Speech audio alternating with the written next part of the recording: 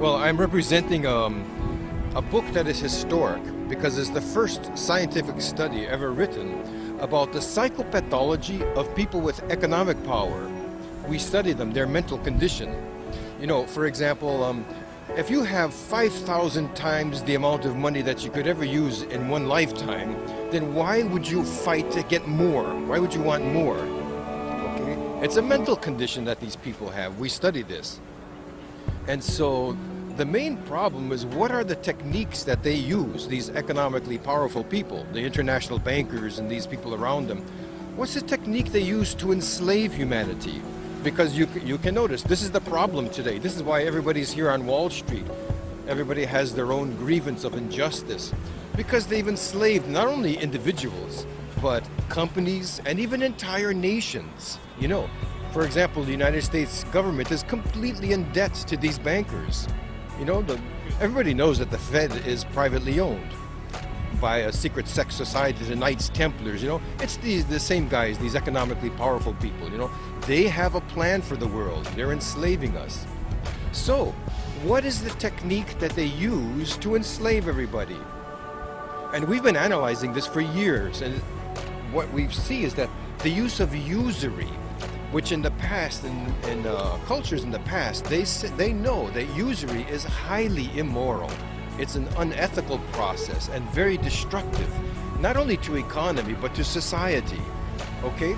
So if usury is something completely immoral, then why do we continue to recognize that as something valid? This book is written by psychoanalyst, social scientist Norberto Keppe. And the name of this book is called Liberation of the People, The Pathology of Power. And it's, as I said, it's historic in the sense that it's the first study ever done of the pathology of people with economic power. And it's the best until today. You know, it's absolutely fascinating. If you read this book, your vision of the world will never be the same. They take the capital that people get by working, you know, from the companies, and then they speculate with that, making money with money, and giving nothing in return to society. Do you see? They make themselves rich with the capital that comes from companies. Well, this capital belongs to people who work. It doesn't belong to the 1%, as we call them.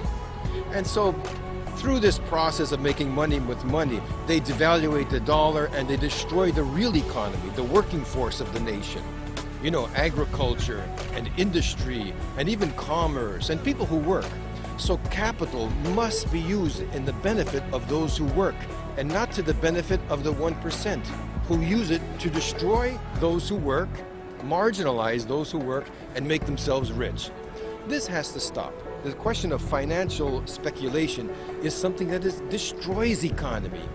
It's difficult for people, we're so brainwashed that we need these people. It's difficult for people at first to perceive this, you know? Okay, for example, somebody who is psychopathic, they're very clever because, first of all, they don't have any capacity to work.